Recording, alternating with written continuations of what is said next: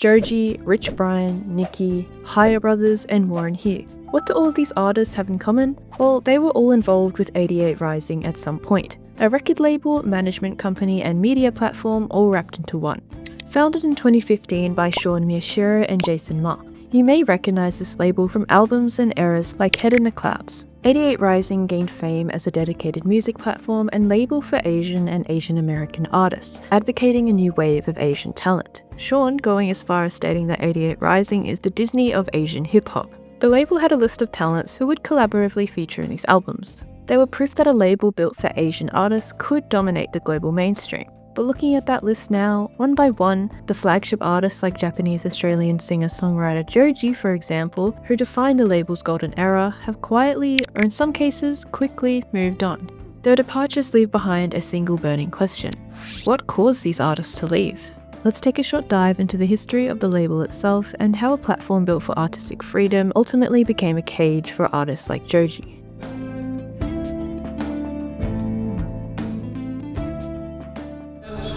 Unblock me, bitch!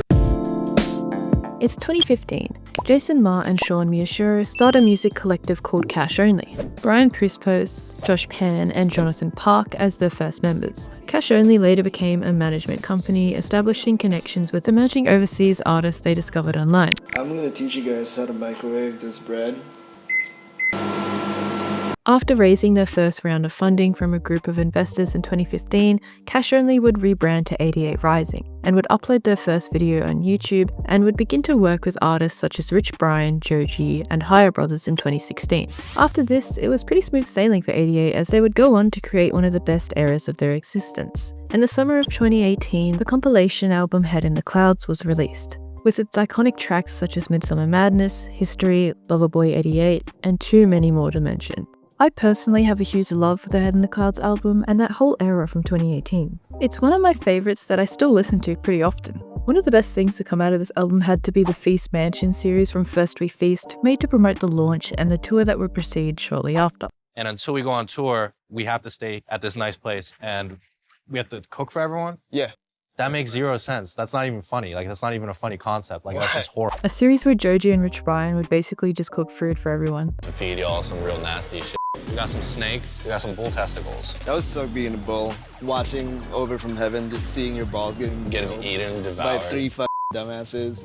2018 to 2019 could definitely be considered as the golden age for 88rising.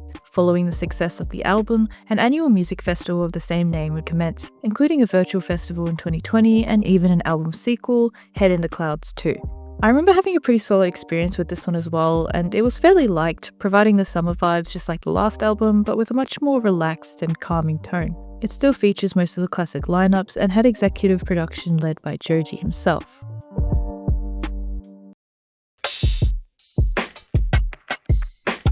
If you've had access to a computer or a device in the early 2010s, there's no doubt that you would have stumbled across this man somewhere. On YouTube, memes, Filthy Frank, also known as Pink Guy, Joji, and more importantly, George Miller. Known for his shock humor and skits, if you didn't know, Filthy Frank TV featured comedic yet decent hip-hop, rants, extreme challenges, and ukulele and dance videos. I mean, he's literally the guy who invented the Harlem Shake. Yeah, remember that little number? In 2017, he stated that he would be toning it down a bit and taking a break from Filthy Frank and his other characters due to health reasons and would eventually go on to focus on his music career. At this point, he'd been releasing music for several years under the name Pink Guy, so it would only make sense that he would eventually make this decision to pursue music as a career. Following this, he would go on to release his debut album, In Tongues, along with Ballads 1. Keep in mind that this was the last time since very recently that he had been properly listed in the credits. But more importantly, these albums were a foundation of some of the best eras in my opinion. For me, Nectar, released sometime during the pandemic, remains a pinnacle in Joji's career. It still holds up today as one of my favourite Joji albums and gives me chills even from the first song with its beautiful harmonies and raw emotion. It was clear this was a project with lots of thought and passion poured into it. While not every song is perfect, it's still a great one overall. It wasn't long until he would go on to one of his infamous hiatuses. Why y'all asking me where Joji is? I don't know where he is. He's living his life. Let the man live his life, bro. And returned not long after with a new album in 2022, Smithereens. After the aspiring Nectar with all of its almost ARG-like teasers, story, countless music videos and promotion, the fans' response to 2022's Smithereens was a little bit mixed. Obviously it could have been longer, but I think there's something up with how some of the song titles are random, little to no promotion, and overall silence regarding the album. Bro did a Frank Ocean. Joji has a great voice, but without a lot of the interesting production we saw in the last album, the voice alone doesn't do it for me. It ends up being a lot of the same sounding stuff. A widespread fan theory suggested that the album was intentionally underwhelming, designed as Joji's quickest path out of his 88RISING contract. Although there's no official evidence to back this up, the album's length of 24 minutes and lack of commercial ambitions were enough evidence for many to support this claim loosely. I mean, just comparing these two alone, you can almost immediately tell the difference, from the title blah blah blah demo to the fact that there was little to no media promotion or music videos compared to Nectar. He also had very few to no writing credits on most of the track, making him relatively uninvolved in the project, or from suggesting lyrics. Empty, quiet, operated from above. My voice will be their voice until I'm free. My hands will be their hands until I'm free. And it isn't completely new for artists to discreetly jab at their record labels too, as we've seen many cases of this as of late in the past couple of years. A great example of this is Paramore's Figure 8 from their most recent and final album attached to their former label Atlantic Records, This Is Why. You can learn more about this in my other video, but just be warned, it is old.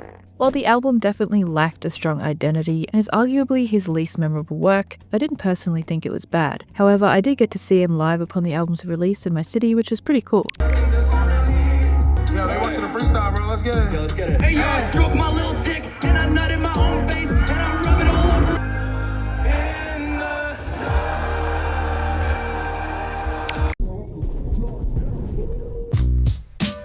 Coming back to the present day, many resent the company for various reasons. In the early days of 88RISING, there was a solid inspiration, a promise for upcoming Asian artists wanting to make it into the mainstream, breaking them out of the niche markets, and challenging the Western music industry's stereotypes. They aimed to be more than just a record label. They wanted to be a cultural movement that provided Asian talent that could achieve worldwide popularity. When the original, once emerging artists like Rich Brian, Nicki, and Joji were big enough to stand on their own and focus their time on their own projects, it wouldn't be long until some could begin to feel like cogs in a machine built to grow the 88RISING brand itself, rather than a member of a creative family. From NFTs to the infamous incident of forcing Joji to sing at Coachella in 2022, despite health issues. Thanks to a user on Reddit who put together a timeline of the event with sources, apparently after 3 songs into his set, he stopped mid-song and excused himself off stage. Hold on 1 second. I'm coming off. On the live stream, they double streamed Doja Cat instead, and the fans were left to wonder what was going on. A little bit after, he comes back out, apparently stating he has to continue because he's obligated. It's really sad because you can tell how deflated and emotionless he was the whole time.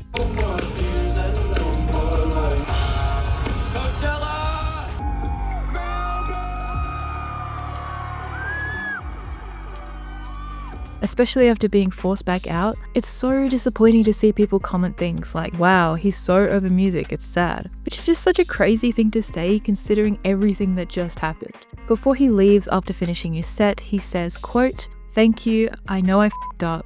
I'm sorry, I wasn't feeling so good. It's a medical thing, I'm sorry." The same night, Coachella uploads a 16-second clip of Joji singing Slow Dancing in the Dark, but deletes it quickly after. And the weirdest part of this is when they removed him from the description list of artists performing as well, despite him pushing through and finishing the set unwell, leaving fans to wonder, was it Coachella's doing or his label? I personally find it disgusting that they forced him back out there. Health always comes first, and that should be the way in these situations, but unfortunately, a contract seems to hold more weight than a person's well-being.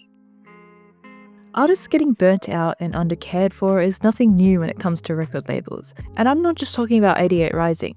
Looking at the history of the music industry, there's almost always disturbing patterns of labels prioritizing profit over the well-being of their artists. This often leads to a loss of creative freedom, financial exploitation, and a high pressure to keep a specific image or sound. That's not to say that all record labels are bad, but the majority is, well, most of them are.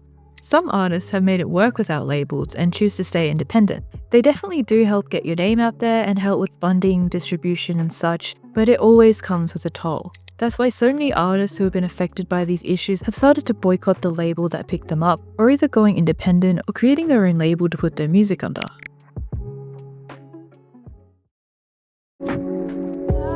In the beginning, it seemed like an amazing place to be. You could see the artists genuinely having a blast, touring together and building something special.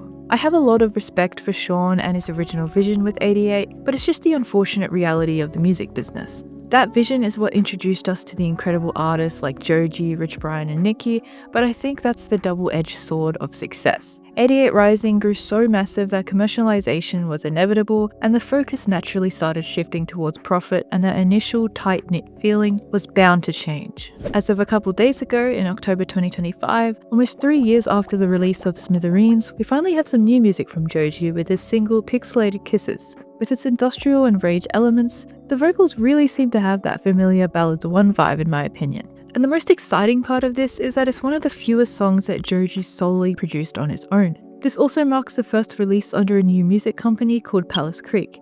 Apparently this is his own independent record label with Virgin Music Group for distribution, which is underneath Universal Music Group, giving him complete control.